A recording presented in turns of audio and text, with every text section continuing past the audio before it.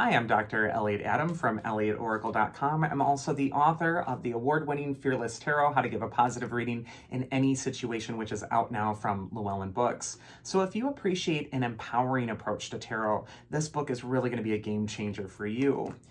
It is time for this week's Oracle Reveal. So earlier today on Instagram, I placed up a photo of 3 different animals, and I asked you to use your intuition and just ask yourself which animal's getting caught in your head, because that animal has a message for you. And the 3 animals were the swan, the elephant, and the dragon. So if you're just joining me right now, ask yourself which animal's getting caught in your head, because that animal has your message. For those of you who picked the serene swan, the card says elegance, purity, and tranquility. And swan teaches us how to have grace under pressure, to hold ourselves with that dignity, and also to surrender with the flow of what's happening before us. Swans are graceful. They don't get bent out of shape. And they're also symbols of transformation. We all remember the story of the ugly duckling that becomes the swan. So the swan will often tell you to be patient with your process, because we're all ugly ducklings in one place in our life or another, and we're all developing to a new and hopefully better and improved version of ourselves. And so it's important that we're not judging ourselves too harshly about where we find ourselves on this current path. First card for Swan is where it's best to place your focus this next week. We got the Empress card. I love the Empress. Of all the tarot cards, she's my favorite. The Empress is always a welcome sign. She's that nurturing goddess archetype, which is just so reassuring. Whenever we see the Empress, she really says everything has its season. Everything's growing just as it should. Maybe it's time to just relax and maybe take a step back and watch things. Also, the Empress kind of reminds me of that swan archetype as well. They're both feminine and regal and noble and graceful. And so I really feel for Swan that you want to let grace be the answer this next week. You also want to maintain your dignified, noble bearing, even if you're in front of a challenge. The advice from your inner wisdom, if you pick the Swan, is actually the 7 of Swords. And this card in the Rider-Waite-Smith deck and also in this Pagan Otherworld's tarot deck, it shows this scene with these tents, these army tents set up and flags, and there's like a battle scene. There's an impending battle. In the Rider-Waite-Smith deck, there's a thief who's stealing some of the swords away. And so the 7 of Swords for me is a card of strategy. It represents being confronted with something that's overwhelming, like an army in your own life that just feels like, I don't know how I'm going to handle this. I don't know how I'm going to do this. And instead of getting bent out of shape about it, that Empress card, the Swan card, these are both leadership archetypes that are saying, be graceful, be calm, and come up with a strategy. You can outwit the obstacle that's in front of you. And instead of fighting the army, it's time to outwit it. It's time to steal some of the swords away. It's time to think about how you're going to find the way around the obstacle. And that's going to be the approach for Swan this next week. You just want to go the smoothest course. The mythic archetype that can help Swan this next week is actually Pegasus, the winged horse. Pegasus isn't limited by the earth. He has the wings. He's able to transcend difficulties. He's also an archetype of the element of air. So is that 7 of Swords, which is a sword card. Those are air element cards. So is the Swan. And it could be argued with the Empress with that Venus symbolism. There's some airy energy with her as well. This could be a week where you really want to transcend with just grace and ease, whatever is in front of you. And finally, Pegasus is associated with poetry, music, and also the arts. So this could be a time as well where you're really using that more highly evolved part of your brain to not only bring yourself pleasure and enjoyment, but also to outwit the obstacles that you're going to be presented with. Really get to that higher mind, and I think you're going to find the way past the obstacle. The second animal is the elephant. So if you pick the earnest elephant, the card says gentleness, temperance, and goodwill. And elephants for me are matriarchal creatures. It's the cows of the herd that lead them. And the elephant could also just indicate that you're really relying on ancient feminine wisdom, either through your ancestry or your grandmothers or the women in your life that you admire, and looking to their example to see how to confront the challenge that might be at hand. This is going to be a time to really take your leadership, especially if you're confused or worried about how something's going to go. The elephant is saying align with that powerful feminine energy that might have been presented to you as an example by a family member or also by a cultural figure that you might admire.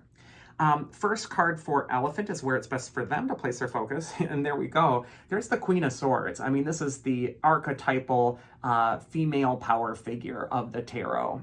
The Queen of Swords is usually accompanied by that butterfly that's before her hand.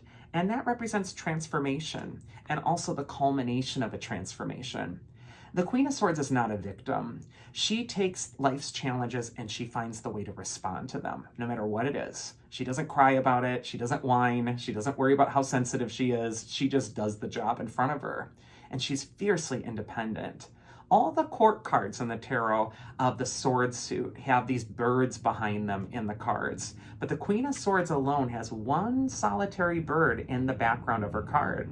And that bird represents independence. So the Queen of Swords would tell you to really trust your own counsel and also know that you're empowered enough to choose your response. And again, strong women just seem really prevalent here for the elephant reading this week.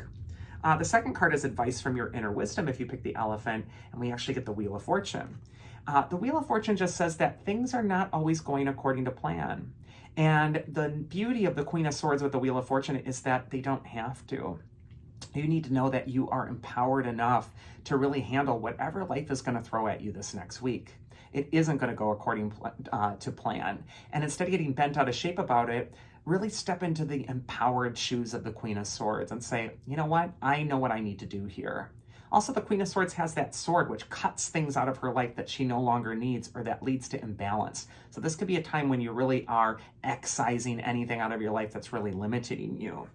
And then finally, the mythic archetype that goes along with the elephant is actually Atropos, the eldest of the three fates, who, much in the fashion of the Queen of Swords, has the scissors that cut the thread.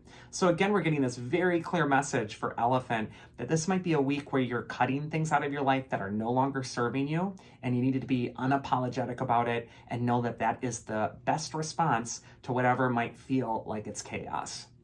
And then finally, we have the Dignified Dragon. So if you pick the Dignified Dragon, the card says honor, good fortune, and individuality.